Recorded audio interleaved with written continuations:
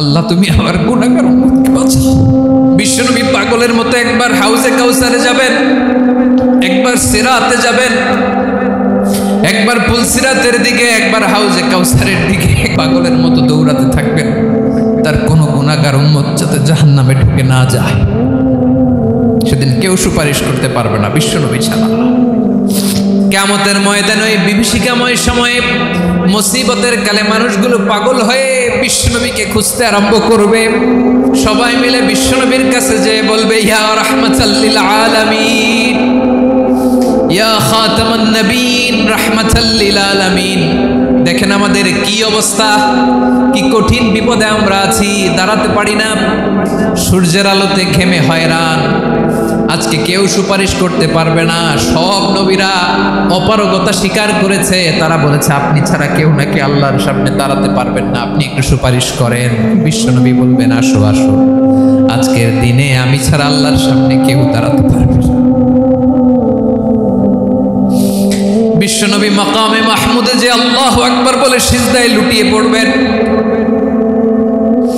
আল্লাহ রাব্বুল আলামিন বিশ্বনবীকে এমন কিছু চমৎকার শব্দ শিখাবেন, ওই শব্দগুলো দিয়ে আল্লাহর প্রশংসা করে বিশ্বনবী কাঁদতে আরম্ভ করবেন। বিশ্বনবী এমন ভাবে অজর দ্বারায় সিজদায় লুটিয়ে পড়ে কাঁদবেন, রব্বুল আলামিনের রহমতের দরিয়ায় জোশ লেগে যাবে। রব্বুল আলামিন এই দৃশ্য থেকে সহ্য করতে পারবেন না। রব্বুল আলামিন বলবেন, ইয়া মুহাম্মদ ইরফা রাসাক, ও নবী আপনি মাথা তোলেন, মাথা তোলেন, আপনার কান্না আমি সহ্য করতে পারি না। নবী আপনি মাথা তোলেন, সাল তুতা, আজকে আপনি যা চাবেন তাই দেব। নবী আপনি সিজদা থেকে মাথা তুলেন, সাল তুতা, যা চাবেন তাই দেব। ওয়াশফা তুশাফা, যার জন্য সুপারিশ করবেন তার সুপারিশ কবুল করে নেব। যে বিভীষিকাময় সময়ে প্রত্যেক নবী বলেছেন আমি পারবো না, প্রত্যেক নবী বলেছেন নাফসি নাফসি, আমার কি হবে আমি জানি না, আল্লাহ আমারে বাঁচাও। প্রতিটি নবী বলবে নাফসি নাফসি, আল্লাহ তুমি আমারে বাঁচাও, আমারে বাঁচাও। বিশ্বনবী মাথা তুলবেন, তুলে বলবেন রব্বি হাবলি উম্মত, আল্লাহ তুমি আমার গুনাহগার উম্মতকে বাঁচাও। এই দুনিয়ার বুকে রব্বুল আলামিন সব নবীকে একটা করে দাওয়া মুস্তাজাবা দিয়েছেন, মানে যে দোয়া করলে কবুল হয়ে যায় সাথে সাথেই। দাও বিহা, দুনিয়ার সব নবীরা ওই দোয়াটা দুনিয়ায় করে ফেলেছে। সব নবীকে আল্লাহ একটা করে দোয়া দিয়েছে, নবী দোয়া করলেই কবুল। সব নবীরা ওই দোয়া করে ফেলেছে দুনিয়াতে। বিশ্বনবী বলেন আমি করি নাই। ওয়া ইন্নী আখতাবিউ দাওয়াতি শাফাআতান লিউম্মতি ইয়াওমাল কিয়ামাহ, আমার ওই স্পেশাল দোয়াটা আমি দুনিয়ার বুকে কঠিন বিপদে পড়েও কোনোদিন করি নাই। আমি আমার স্পেশাল দোয়াটা কিয়ামতের দিন আমার গুনাহগার উম্মতকে সুপারিশের জন্য রেখে দিয়েছি। আল্লাহ বলবেন নবী ইরফা রাসাক, মাথা তোলেন, আর কাটবেন না। বিশ্বনবী মাথা তুলবেন, আল্লাহ বলবেন সাল তুতা, আপনি যা চাবেন তাই দেব। ওয়াশফা তুশাফা, সুপারিশ করেন, সুপারিশ কবুল করব। বিশ্বনবী বলবেন আল্লাহ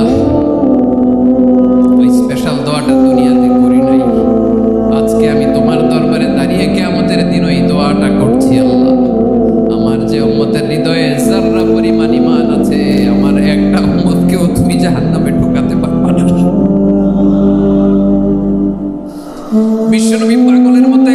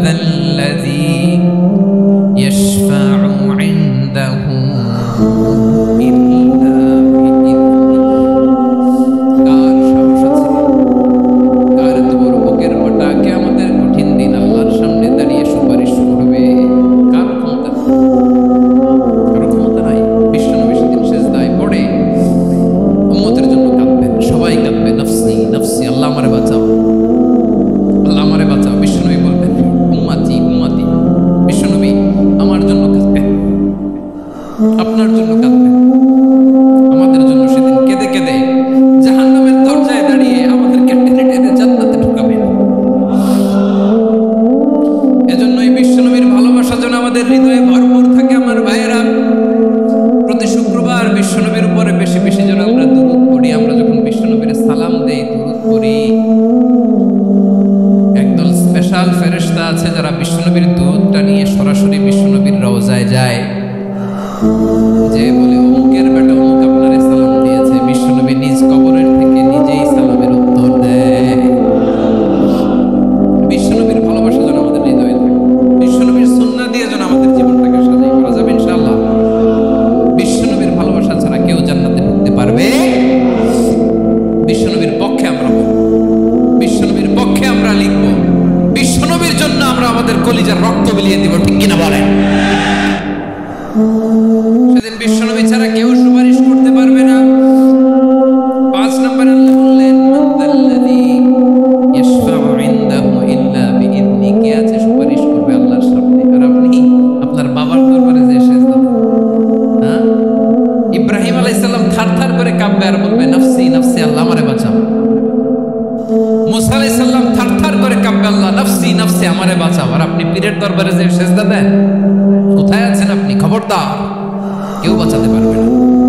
যাকে ইল্লা আল্লাহ যাকে অনুমতি দেন, বিশ্বনবীকে দিবেন, নবীদেরকে দিবেন, এরপরে আল্লাহ তার স্পেশাল ওলিদেরকে, মুত্তাকিনদেরকে, শহীদদেরকে, সিলেক্টেড বান্দাদেরকে দিবেন। কিন্তু কাকে দিবেন, কার জন্য দিবেন, দুনিয়ার কেউ জানে না, একজন ছাড়া তিনি কে। আল্লাহর ওলিদেরকে, নেককার লোকদেরকে আল্লাহ সুপারিশের অনুমতি দিবেন, কিন্তু আপনি যারে মানেন, যার পায়ে সেজদায় লুটিয়ে পড়ে থাকেন, তারে যে আল্লাহ দিবেন, এটার কোনো গ্যারান্টি আছে? কথা বলেন। এজন্য জপতে হবে একজনের নাম, আওয়াজ করে বলুন তিনি কে। আয়াতুল কুরসির 5 নাম্বার কথা হচ্ছে, সেদিন কেউ কারো উপকারে আসবে না, সুপারিশ করার সুযোগ পাবে না, আল্লাহ যাকে অনুমতি দেয় তিনি ছাড়া। আল্লাহ যদি কাউকে দয়া করে অনুমতি দেয় তাহলে করতে পারবে, তাহলে পারবে। সেই কিয়ামতের দিনটা বড্ড ভয়ঙ্কর, কেউ সুপারিশ করার সাহস পাবে না। আরে আমার অবস্থা কি আমি জানি না, আমি আবার কারোর জন্য সুপারিশ করব? কথা বুঝেন নাই?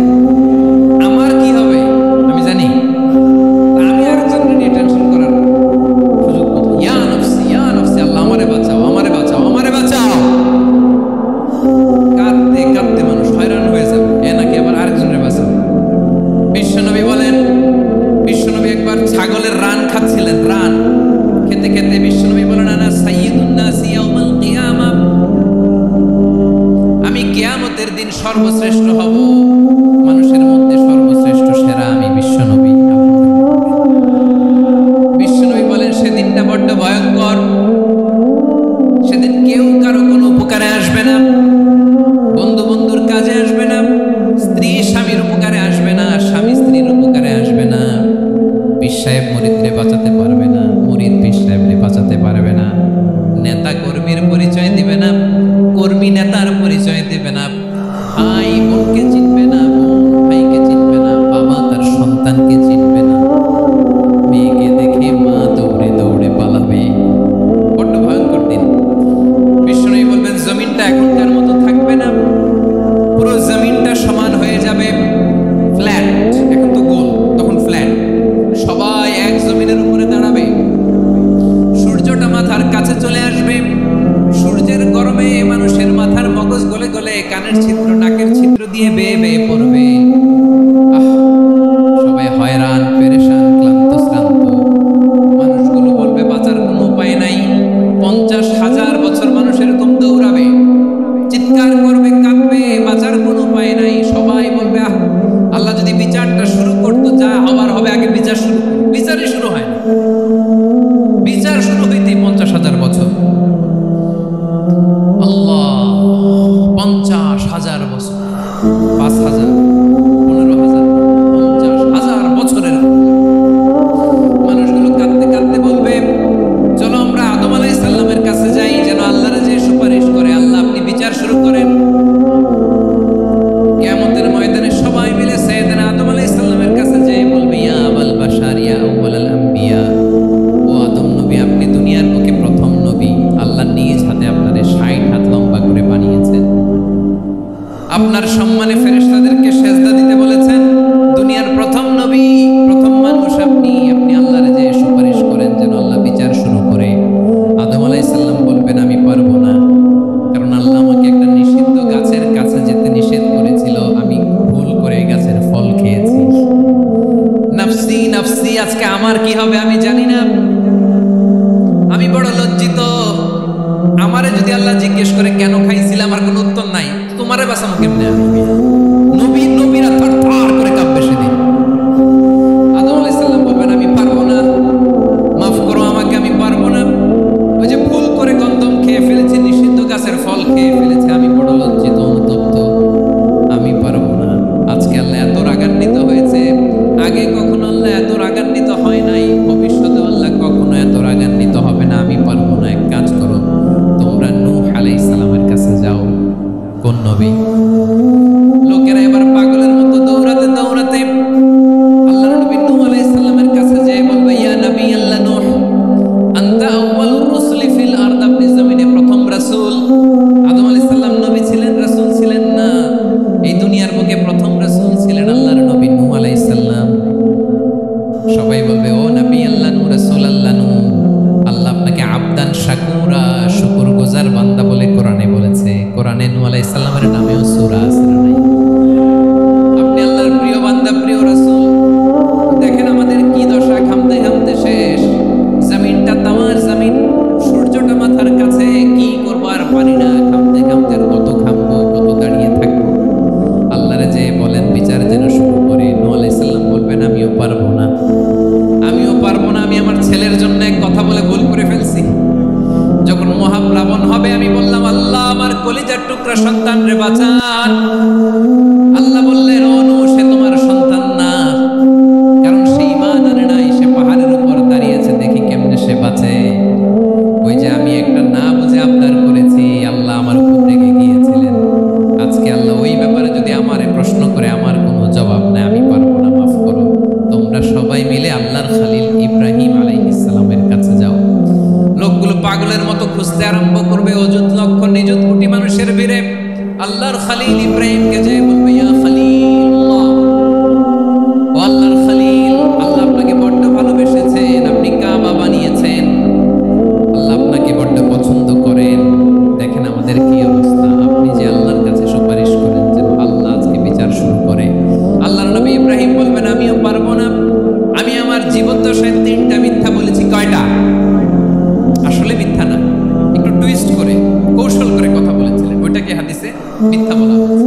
আমি জীবনে 3টা মিথ্যা বলেছি, জীবন বাঁচানোর তাগিদে কৌশল করে 3টা কথা বলেছি। আজকের এই কঠিন ময়দানে আল্লাহ যদি ওই 3টা কথার ব্যাপারে জিজ্ঞেস করে, লজ্জায় আমি মাথা দেখাতে পারবো না, আমিও পারবো না, আমিও পারবো না। আজকে আল্লাহ এত রেগে আছে, আগে কখনো এত রাগে নাই, পরেও রাখবে না।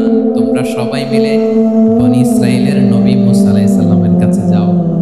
সবাই এবার যাবে মূসা আলাইহিস সালামের কাছে, যে বলবে, ইয়া নবী আল্লাহ মূসা, আপনি ছিলেন কালিমুল্লাহ, আল্লাহর সাথে সরাসরি কথা বলতেন, রব্বুল আলামিন আপনাকে তাওরাত কিতাব দিয়েছেন, আপনি যে একটু সুপারিশ করেন। আল্লাহর নবী মূসা বলবেন, মাফ করো, আমিও পারবো না, আমি দুনিয়ার বুকে ভুল করে একটা মানুষকে মেরে ফেলেছি। আমি মারছিলাম আদব শিক্ষা দেওয়ার জন্য, এক থাপ্পড়ে, থাপ্পড়ে যে লোক মরেই যাবে আমি জানতাম। আজকে আল্লাহ যদি জিজ্ঞেস করে কেন মারলা, জবাব আছে? ওই লজ্জায় আমি অনুতপ্ত, আমি পারবো না, আমার এই কথা বলো না। আজকে আল্লাহ বড্ড রেগে আছে, আমি পারবো না। তোমরা আল্লাহর নবী ঈসা আলাইহিস সালামের কাছে যাও।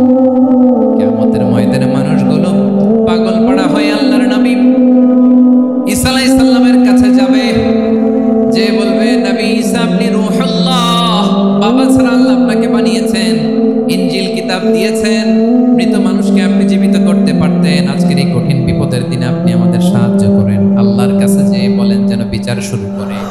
ঈসা আলাইহিস সালাম বলবেন, আমিও পারবো না, ইন্নী উবিদতু মিন দুনিল্লাহ, আমার উম্মত খ্রিস্টানেরা আল্লাহর ইবাদত দিয়ে আমি ঈসার ইবাদত করেছে। আমার মা মেরি আর আমাকে ডাকতো জিসাস ক্রাইস্ট, আমার ইবাদত করেছে, যদিও আমি আমার ইবাদত করতে বলি না। ঈসা আলাইহিস সালামও ইবাদত করতে বলেছেন একজনের, তিনি কে?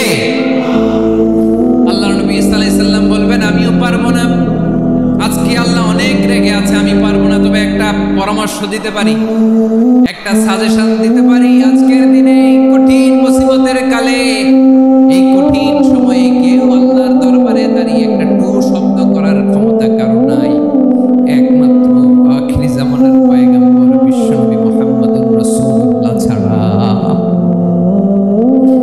মানুষগুলো এবার আগুনের মধ্যে মধ্যে পানি দিলে যেমনি আগুন নিভে যায়, দাউ দাউ করা হৃদয়ে জ্বলন্ত আগুন তাদের ঠান্ডা হবে।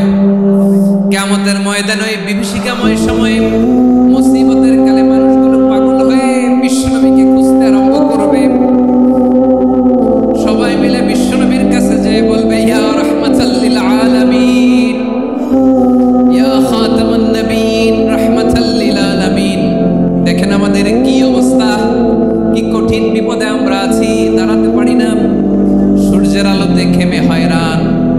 আজকে কেউ সুপারিশ করতে পারবে না।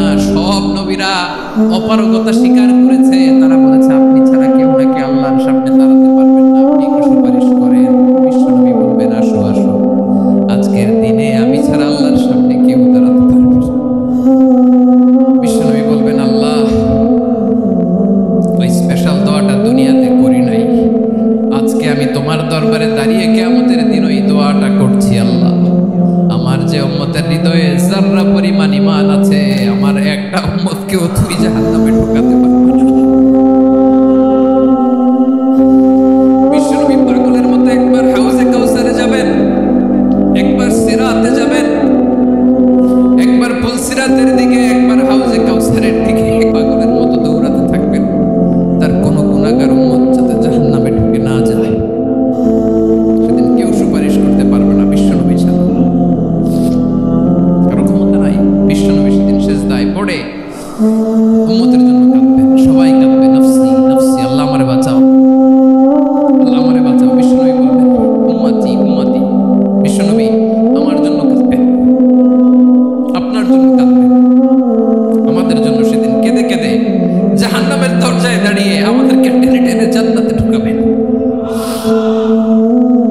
এজন্যই বিশ্বনবীর ভালোবাসা যেন আমাদের হৃদয়ে ভরপুর থাকে। আমার ভাইয়েরা, প্রতি শুক্রবার বিশ্বনবীর উপরে বেশি বেশি যেন আমরা